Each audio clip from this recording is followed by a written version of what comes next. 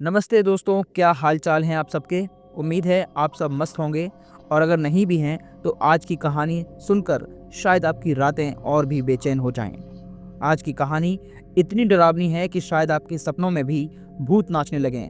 मुझे पता है मेरी कहानियाँ सुनते सुनते कुछ लोग सो जाते हैं। अब ये मेरी कहानी इतनी बोरिंग है या फिर ज़बरदस्त है कि लोग नींद में सो जाते हैं, ये तो मुझे भी नहीं पता। लेकिन अगर आप रात को साइड में फ़ोन रखकर आंखें बंद करके ये कहानी सुन रहे हैं तो सावधान हो जाइए, क्योंकि आज की कहानी ऐसी है कि आपके रोंगटे खड़े हो जाएंगे। ये कहानी शेयर की है अवनी ने, जिनके साथ ये भयानक एक्सपीरियंस हुआ। ये कोई मामूली हॉन्टेड किस्सा नहीं है, ये एक ऐसा एक्सपीरियंस है जो आपकी रूह को हिला कर रख देगा। तो कमर कस लीजिए, लाइट्स को ऑन रखिए और चलिए डूबते हैं आज की डरावनी कहानी में। दोस्तों, हर घर की अपनी एक कहानी होती है।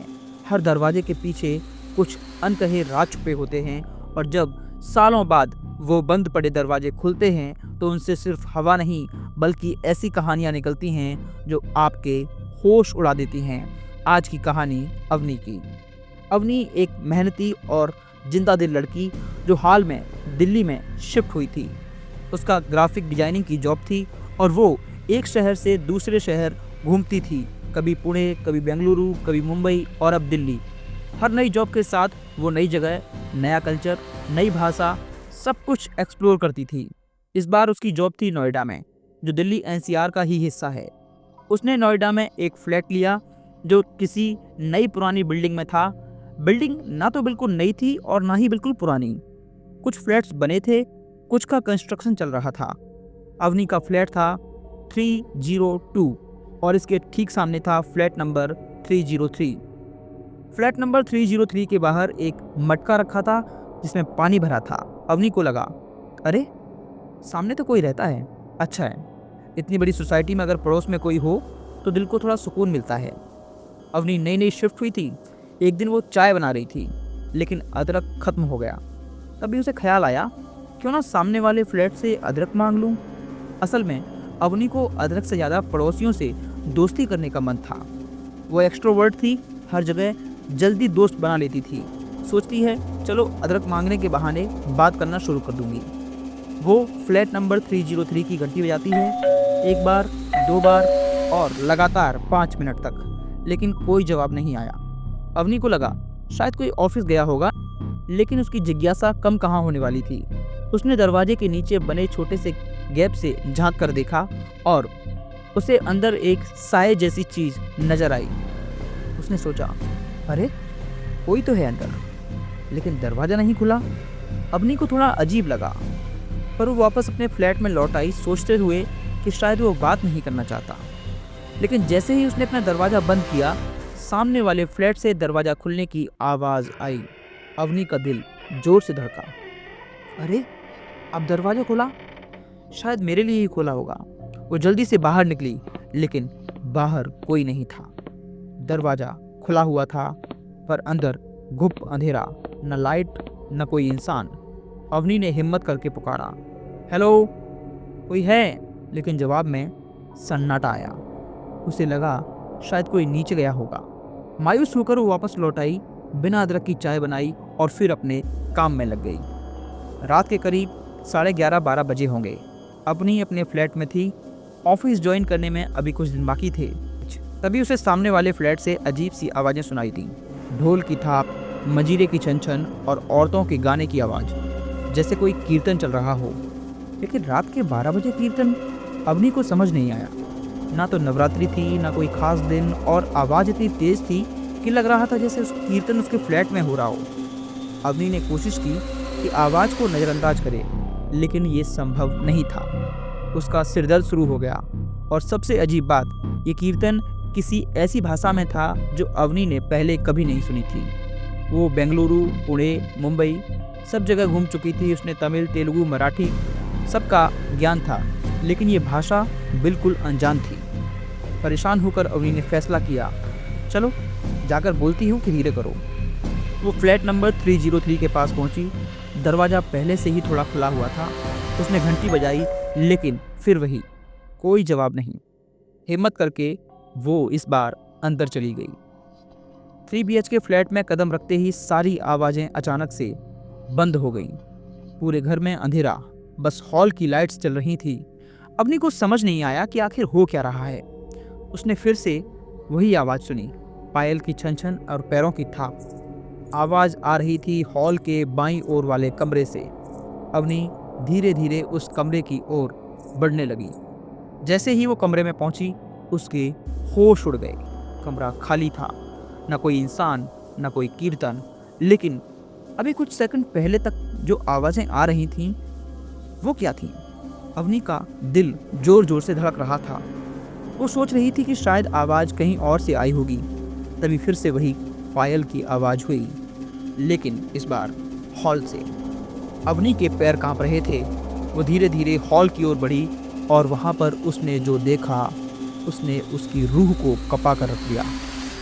हॉल में एक औरत खड़ी थी, लाल साड़ी, लाल ब्लाउज, हाथों में चूड़ियाँ, माथे पर भारी सिंदूर और बाल इतने लंबे कि जमीन को छू रहे थे। वो औरत भरतनाट्यम कर रही थी, लेकिन उसका चेहरा गुस्से और डरावनेपन से एकदम लाल था। वो अवनी को देखकर कभी हंस रही थी, कभी आंखें बड़ी कर रही थी और कभी आंखें अचानक बंद कर रही थी। उसका नाच इतना भयानक, इतना तेज और इतना अजीब था कि अवनी बस जड़वत खड़ी रह गई।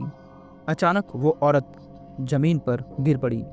अवनी को लगा शायद वो थक गई होगी या उसे कुछ हुआ होगा। हिम्मत करके उसने दूर से पूछा, आंटी आप ठीक हैं?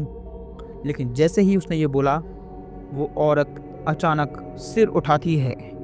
उसकी आंखें पूरी तरह सफ़ेद थी, होठ काले थे और उसके चेहरे पर बाल बिखरे हुए थे और वो ज़ोर ज़ोर से हंसने लगी। उसकी हंसी ऐसी थी कि अवनी की रीढ़ की हड्डी में सिहरन दौड़ गई। अवनी चीख पड़ी और भागते हुए फ्लैट से बाहर निकली। वो चीखती चिल्लाती रही जब तक कि सोसाइटी के गार्ड्स उसके पास नहीं पहुंचे। गार्ड्स ने अवनी को शांत किया, पानी पिलाया और पूछा, मैम क्या हुआ? रोते रोते अवनी ने सारी बात बताई, लेकिन गार्ड्स ने जो जवाब दिया वो और भी चौंकाने वाला था। मैम, फ्लैट नंबर 303 में कोई नहीं रहता, वो कई सालों से खाली पड़ा है। अवनी को यकीन नहीं हुआ। उसने गार्ड्स को डांटा, तुम झूठ बोल रहे हो।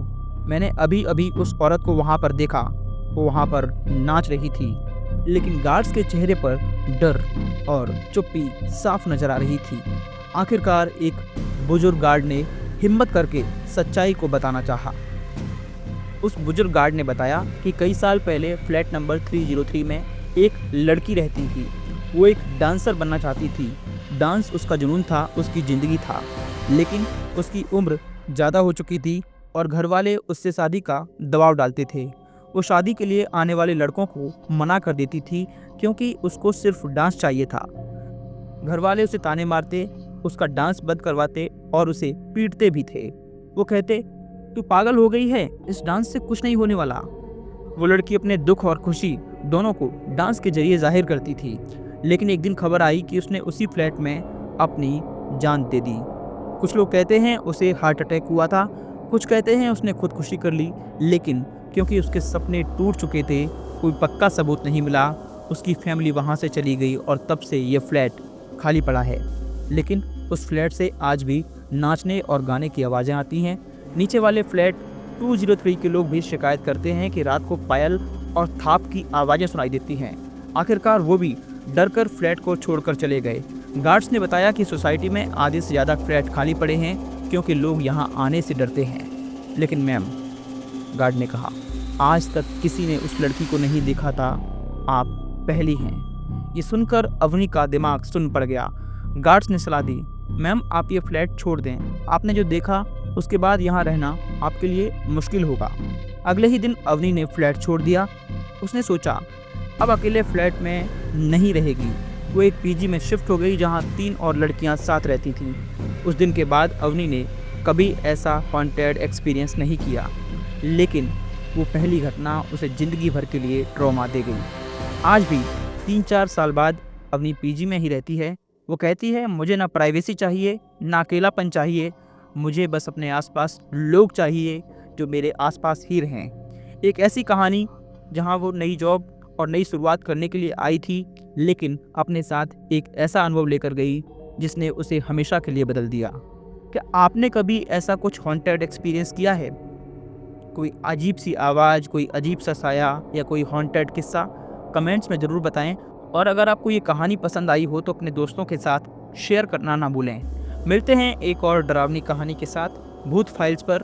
तब तक के लिए बाय बाय, टेक केयर और रात को दरवाज़ा चेक करना ना भूलें।